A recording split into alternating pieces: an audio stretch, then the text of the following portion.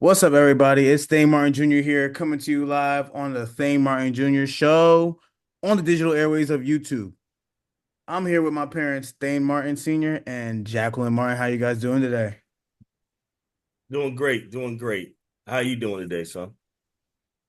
It's all right. It's the end of a long Sunday. The Eagles lost, so that makes me sad. But besides that, I'm having a pretty decent day. I'm having a pretty decent Yeah, day. How yeah, about you, same here. Mom? I'm disappointed, but we'll be back next week.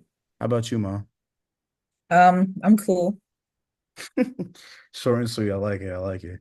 So today we're going to talk about the glitter lovers and sellers story. Some topics we're going to cover is the similarities between the story and the real world. We're going to talk about the high rates of business entrepreneurship, but the low survival rates. Why we think many Black people act like glitter lovers and covet name brand clothing, and then we're going to discuss some potential solutions. So is that cool with you guys? Sounds good. All right. Sounds real good to me. Cool. So the first thing, let's talk about some similarities between the story, the Glitter Lovers and Cell story, and World World. I'll start off saying that in the story, it talks about how the sellers are hard workers and they make their own branded apparel and sell it up, charge it for a lot of money, and make a lot of money off people buying it because of the name brand. And again, that happens in the real world a lot with Black people because they want to be cool and have the fashion to just look good. And that kind of puts us down because even though it's expensive doesn't mean it's the nicest clothing, and we just spend a lot of money on that expensive stuff. What do you guys think about that? I know that's true, and I think it's a shame. I see it all the time. We more worried about wearing Louis Vuitton and Gucci and how we look rather than building wealth in the Black community. I wish we were more focused on building wealth so that we can build up each other instead of tearing each other down in competition. And I mean, I'm gonna take it back for an example in my day, which is, before Daddy's day, TJ. But there was a point in time where you have to remember, black people didn't have. So there's always trying to live up to what somebody else had, even if we didn't have the resources to have it. So whether it was the fake stuff, the fake Gucci bag or the fake Louis Vuitton Fendi bag, whatever the case may be. But I'm of that generation now where I saw the Black entrepreneurship start, where you had young, whether young or old, but you had young people putting products out there as Black owned, Black made, Black, selling it. And it didn't get the same respect. It didn't get the same love that the other products got. There was a bag that came out recently by a young Black man who put his brand out.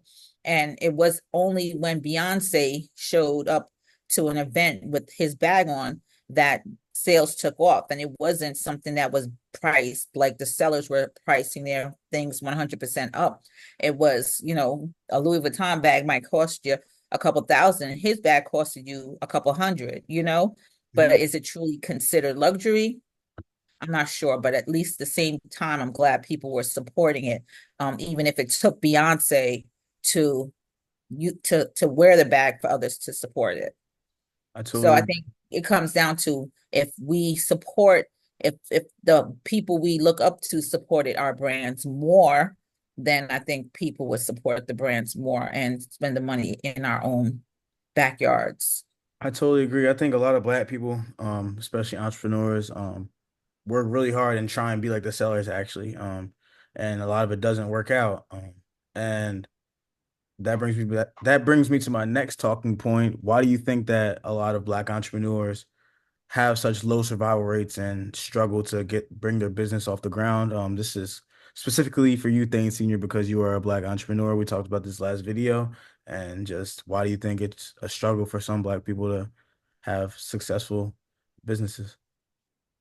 Well, being in the financial services industry, I see a lot of Black businesses and white businesses I work with as well in Asian, although that's rare. I see the problems. I've seen the hiccups. As you know, I've been in business 30 plus years now, and just to watch folks grow and fail has been very interesting. Reason why I believe they fail is because of lack of resources and lack of support, as your mom was just saying. So we would rather go out and then get somebody else's stuff to work with so that we could say what we do have and try to compare ourselves to other folks.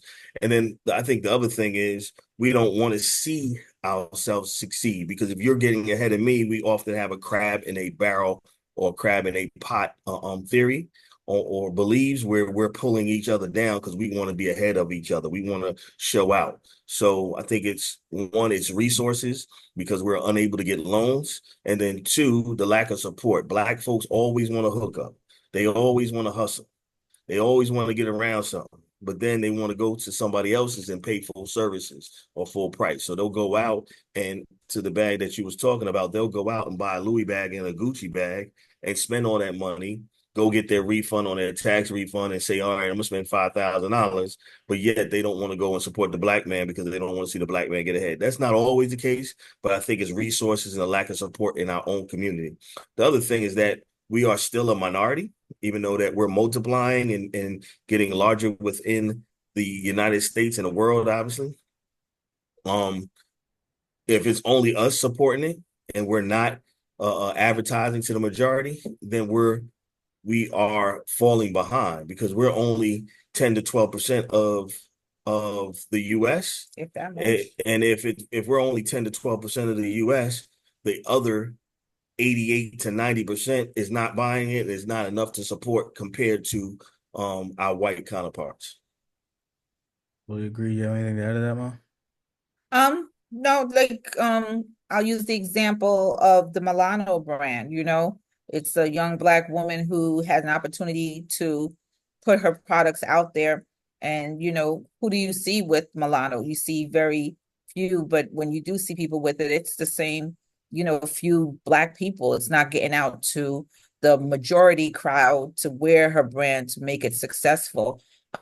So again, it would really take in this generation, it would really take some majority people utilizing the brand to make it successful. Otherwise, it's only a matter of time before that brand even folds. And And for the audience, who was the owner of Milano? as far as who Founder, funded, yes, that's what I mean, founder. yeah. Funded and founded. I'm asking who did, Mom? I'm saying Meek Mills put up the money He funded it. to Right. fund it, His, but it was his soon, I guess later to be son's mother, who is the owner and founder of the brand, but right. it was funded by Meek Mills. So next podcast, I gotta wear my Milano just to represent and help get the Well, stuff. I bought it for you so that you could represent, so people would Right. see it, and so people would, if they don't know about the brand, they would be interested to learn. There was a question on social media one time about name brands or so, and they basically was down in her brand, saying it's not a luxury brand, compared to other stuff. And I mean, that's the part of that, what Daddy was saying about the crabs in the barrel. Why bring her down? She's trying to do something, bring herself up and bring the community up. So why bring her down by saying it's not luxury? What Yeah, makes her stuff better or worse than Louis or Gucci or anything else? you're totally right. Totally right. But we gotta go on. We're running low on time. For our third topic, we're actually gonna skip over this one because I think Mom did a great job of talking about it. We were gonna talk about why we think that Black people act like the glitter lovers and covet name brand clothing. And Mom did a good job earlier talking about that and how we were put down so much that now that we have an opportunity, we always want to be the ones that Show look out. good, show out, Right. correct. Mm-hmm. So to get to our final topic, we're gonna talk a little bit about this one. What are some potential solutions? What can we do in the future to not be glitter lovers for the Black society not to be glitter lovers? That's hard in my mind, how we don't become glitter lovers. I mean, it all, to get people to listen to you these days, and even pay attention to what you're saying, you have to be somebody.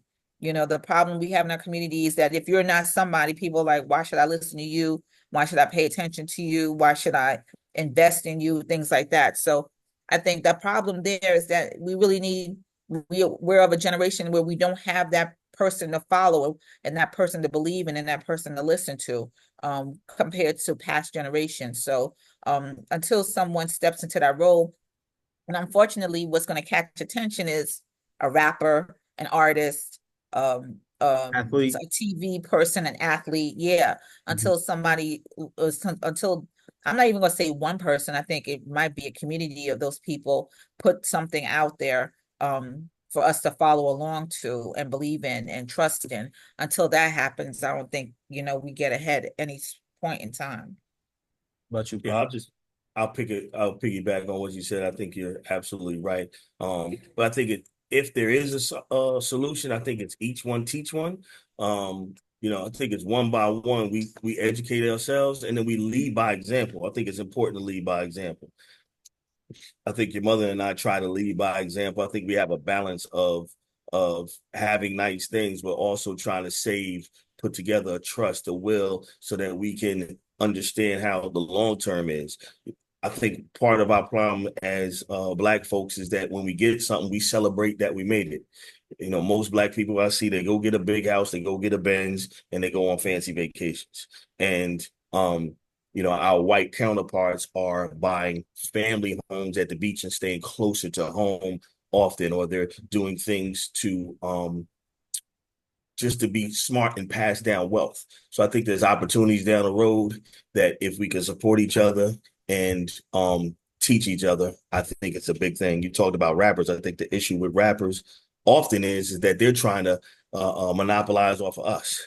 They're trying to sell their own brands as well as other brands, as Jay-Z and Diddy and some of these other rappers have done, so that they can become successful, including 50 Cent among others. So we And have to use our own mind to be more productive. and they don't want to be role models. A lot of them will say that they don't want to be Right. role models. And we can still do well and go on nice trips and stuff. I don't want a house on a dirty beach water and stuff like that. We still need to be able to go on our trips and stuff like that. So But it needs to be a balance. there does need to be a balance, but just because they spend a lot of money to buy houses on the beach. They build wealth. So, but that's neither here nor there. I agree with both of you guys. I thought the same thing. My thing is that we have to promote financial literacy.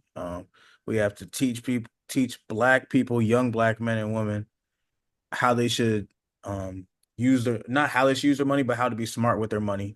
Again, like you said, a lot of or maybe not like you said, but a lot of young Black people look up to athletes and entertainers and all these people that get a lot of money, like grinding, yes, but once they get a whole bunch of money, they don't spend it the best way possible. So Right. Right. they look up to these people and do what they do, which is buy all the fancy stuff and go on all the fancy trips and not saving up their money. Celebrating that you made it, and then we waste it, and there's a cyclical effect. It's a shame. Exactly. So, well, that's bring our time to a close. Real quick, Mom, we got Dad's information last podcast. How about you? How can we contact you and find you? How can you find me? Yeah, like an email or Oh, okay. It's JS Martin 217 at gmail.com. okay, cool, cool, cool. If you guys want to contact her, like she said, JS Martin, 217 at gmail.com. And Thane Martin Sr. We talked about him last podcast and how you could contact him and his work.